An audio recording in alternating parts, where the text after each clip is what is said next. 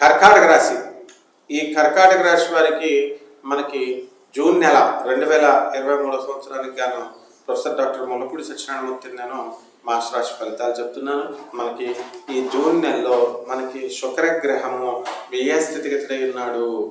కుజగ్రహము మనకి చక్కగా రాజ్యస్థితిగతుడై ఉన్నాడు.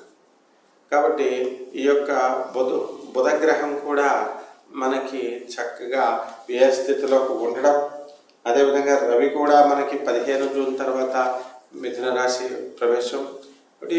వీటి రీత్యా మనం గమనించినట్లయితే ఈ కర్కాటక రాశి వారికి అన్ని పనులు ఇంతవరకు జరగినటువంటి పనులన్నీ కూడా కొంచెంగా కదులుతూ ఉంటాయి. ప్రభుత్వ సంబంధించినటువంటి వ్యవహారాలు పనులన్నీ కూడా పూర్తి కావడం జరుగుతుంది.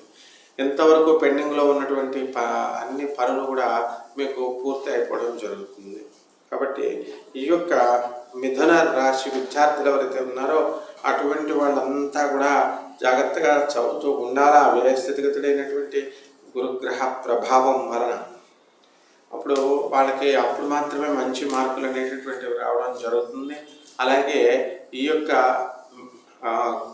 కర్కాటక రాశి వారికి మనకి ఇప్పుడు ఏం జరుగుతుందండి అంటే ఈ కుజ రాజ్యస్థితిగతులు, బుధుడు మిథున రాశి, ఆ తర్వాత రవి మిథున రాశి, శుక్రుడు మిథున రాశి ప్రవేశాల వల్ల కర్కాటక రాశి వారికి వ్యాపారంలో చాలా జాగ్రత్తగా తీసుకోవాల్సినటువంటి అవసరం ఉంది.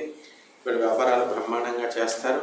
మరి ఈ యొక్క స్టూడెంట్స్ ఎవరైతే ఉన్నారో మరి ఈ యొక్క కర్కాటక రాశి వారికి లాభ గురుడు మనకి ఉండడం వల్ల విద్యార్థులంతా కూడా బ్రహ్మాండమైనటువంటి మార్కులతో పాస్ అవ్వడం జరుగుతుంది. విదేశాల నుంచి మీకు అంతా కూడా విశ్వవిద్యాలయాల నుంచి సీట్లు రావడం, మీరు వెళ్ళడం, జాయిన్ అవ్వడం అన్నీ కూడా ఉంటాయి.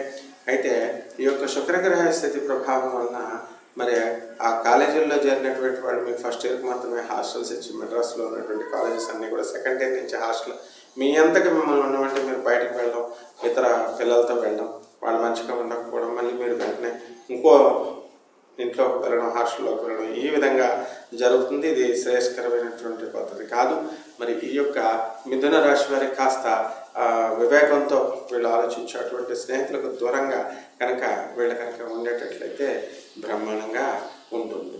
ఇక రియల్ ఎస్టేట్ రంగంలో ఉన్నటువంటి వాళ్ళకి రాజ్యస్థితిగతులైనటువంటి రియల్ ఎస్టేట్ రంగంలో బ్రహ్మాండంగా ఉంటుంది. మేషరాశిలో ఉన్నటువంటి కుజుడు అందరూ కూడా రియల్ ఎస్టేట్ వాళ్ళు బ్రహ్మాండంగా సంపాదిస్తారు. ఈ కర్కాటక రాశి వాళ్ళు అలాగే స్థలాలు కొంటారు, ఇల్లు లేనటువంటి వాళ్ళు ఇల్లు కొంటారు, పిల్లలు లేనటువంటి వాళ్ళకి ముఖ్యంగా పిల్లలు కలగడానికి అవకాశాలు ఉంటాయి. సోదర ఒకటే సంతానంగా ఉన్నటువంటి వాళ్ళకి వేరే సంతానం కలగడం, ఈ విధంగా వంశవృద్ధి, సోదర వృద్ధి అనేటటువంటిది మనకి ఈ రాశి వారికి జూన్ నెలలో కనబడుతుంది.